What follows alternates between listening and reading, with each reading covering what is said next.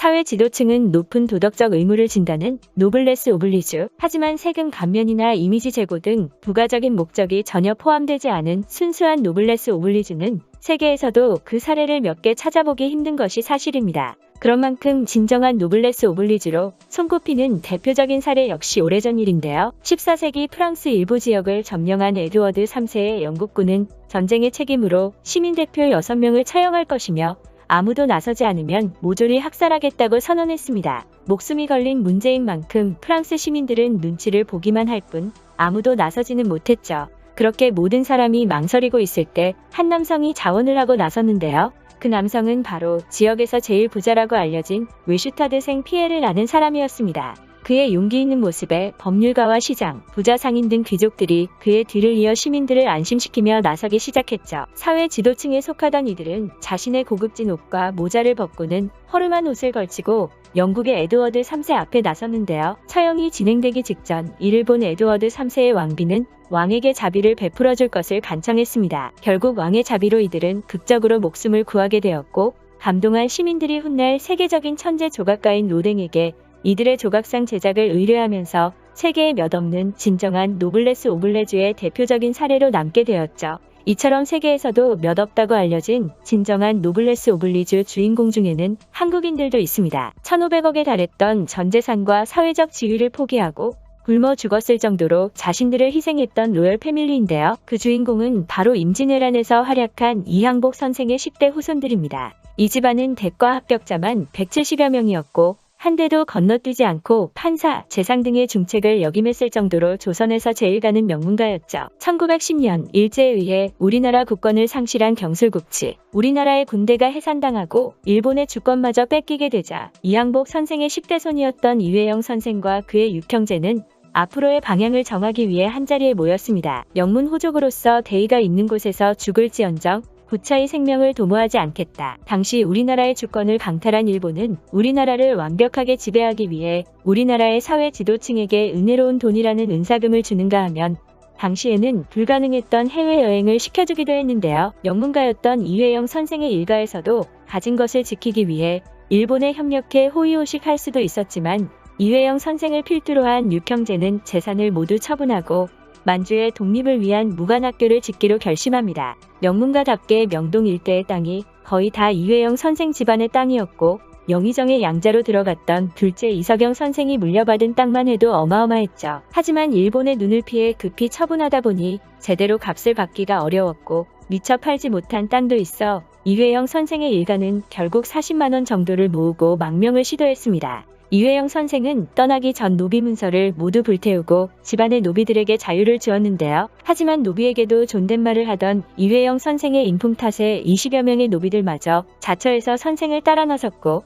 그렇게 50여 명의 이회영 선생 일가족은 모든 것을 내려놓고 12월 30일 한겨울에 압록강을 건너게 되었습니다. 조선의 명문가에서 보인 파격적인 행보는 많은 이들에게 긍지를 심어주기 충분했죠. 칼바람이 부는 추운 압록강을 건너던 이회영 선생 일가는 우리나라의 독립을 위해 모여들던 청년들을 감동시키기도 했는데요. 압록강을 건너던 이회영 선생이 뱃사공에게 뱃삭보다 더 많은 돈을 내민 것이었습니다. 큰 돈을 보고 놀란 뱃사공은 너무 많다며 사양했죠. 하지만 이회영 선생은 뱃사공에게 돈을 건네주며 앞으로 수많은 조선의 청년들이 독립을 위해 압록강을 건널 것이요. 청년들이 돈이 없어 압록강을 헤엄쳐 건너는 것을 본다면 배에 태워 강 건너까지 데려다 주시오라고 부탁했습니다. 이러한 이회영 선생의 부탁은 뱃사공에 의해 압록강을 찾은 청년들에게 알려졌고 독립운동을 위해 먼 길을 찾아온 수많은 조선의 청년들은 감격하여 독립에 대한 의지를 더욱 불태웠다고 합니다. 후에는 선생의 말에 감격한 뱃사공마저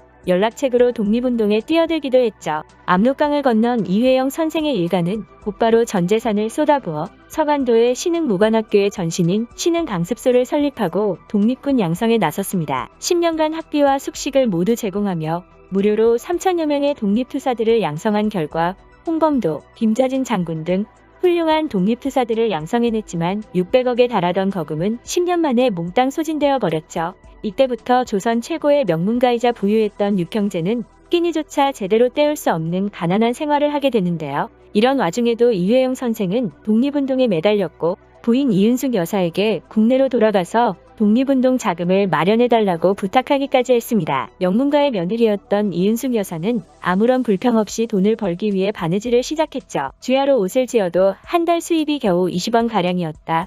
부도 받으면 바로 붙여드렸다. 이렇게 이회영 일가는 조선 최고의 명문가답게 진정한 노블레스 오블레주의 면모를 보여주었는데요. 하지만 안타깝게도 광복을 목격할 수 있었던 사람은 6형제 중 5째 이시영 선생뿐이었습니다. 첫째 이건영 선생은 독립운동 중에 병사를 했고, 둘째 600억을 기부한 이석영 선생은 결국 굶어 죽었습니다. 셋째 이철영 선생은 신흥무관학교 교장으로 있다가 병으로 사망했고, 넷째 이회영 선생은 일본군 사령관을 처단하려다가 일본군에 붙잡혀 모진 고문 끝에 사망했습니다. 여섯째 이호영 선생은 일본군에 온 가족이 몰살당했죠. 이회영 일가에서는 유일하게 5째 이시영 선생만 생존자로서 광복을 지켜볼 수 있었는데요. 이후 5째 이시영 선생은 우리나라 초대 부통령이 되었습니다. 한날은 이승만 대통령이 이시영 선생에게 많은 돈을 독립운동에 사용하셨으니 일부 재산을 환급해주겠다고 전해왔는데요. 독립운동에 큰 돈을 쾌척한 만큼 환급을 받는다고 해도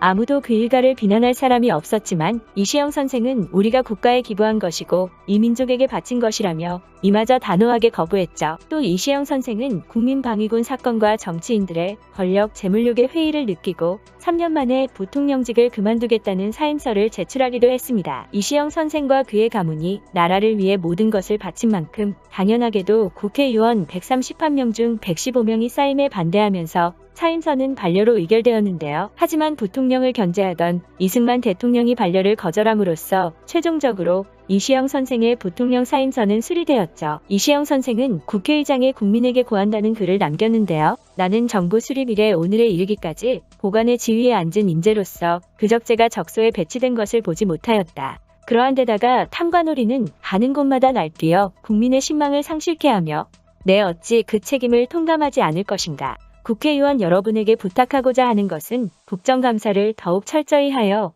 공직자의 도리에 어긋난 관료들을 적발 규탄하되 모든 부정사건에 적극적 조치를 취해 국민의 의혹을 석연히 풀어주기 바란다. 나는 국민들 앞에 과거 3년 동안 아무 업적과 공헌이 없었음을 사과하는 동시에 일개 포위로 돌아가 국민과 함께 고락과 생사를 같이 하고자 한다. 정치적인 문제와 옳고 그름을 떠나 국가의 위기에 명문 가문과 재산을 내려두고 독립운동을 했던 선생이 부통령이라는 권력도 내려두는 모습에 많은 생각이 드는 것 같습니다.